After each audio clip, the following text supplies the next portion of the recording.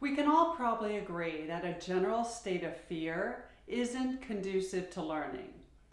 But what can be very subtle is something called threat, which we sometimes overlook, but it's something that's just as dangerous to good learning.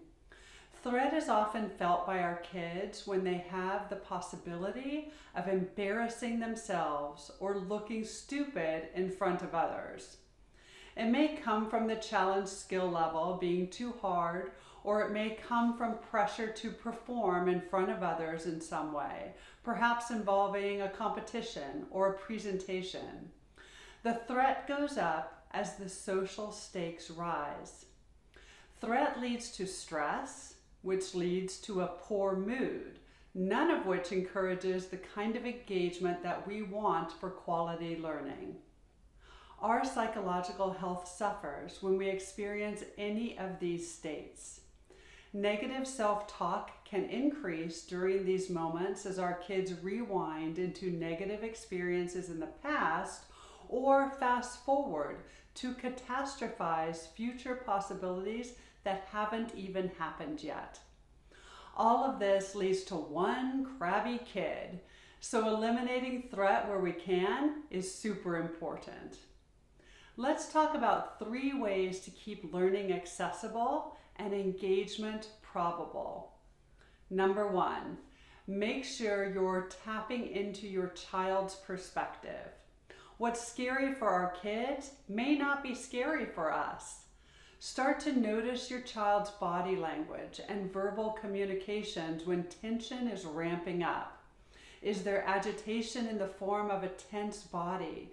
Is it harder than usual for your child to focus? Is there constant chatter or none at all? Is there whining or complaining? Is there avoidance behavior of any kind? All of these are signs of disengagement as your child tries to get out of a stressful situation. Notice and be present. You might have a conversation to bring some transparency to the situation, or you might release the pressure in another way, such as a change in environment, refueling with a brain break or a snack, or maybe plan a switch in activity that holds higher competence for your child. A negotiated pause can give you some time to think through your approach. Number 2. When an activity holds some threat, make sure you've consciously framed the activity.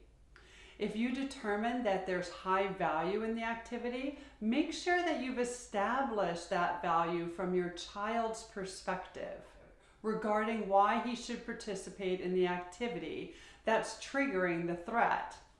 A strong frame can build buy-in and perseverance to tolerate a higher risk level. Your child may very much want to participate in a learning activity and still feel a significant amount of threat. Number 3, lean into your foundation of choice, connection, and competence. What choices can your child make regarding the activity that would feel empowering? What supports can you build into the activity? Can your child involve a friend in the activity or partner with you in some way to take the edge off?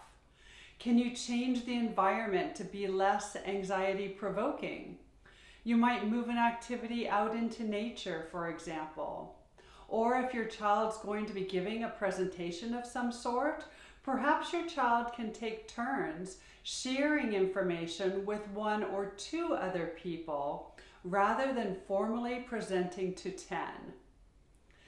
Is there a way to dial back the challenge level? For example, are you able to build a scaffold around the activity to model pieces of it, or work in partnership together as your child completes parts of it or all of it on her own?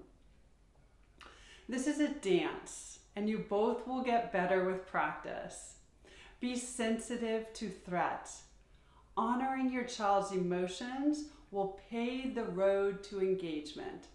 Happy bold schooling.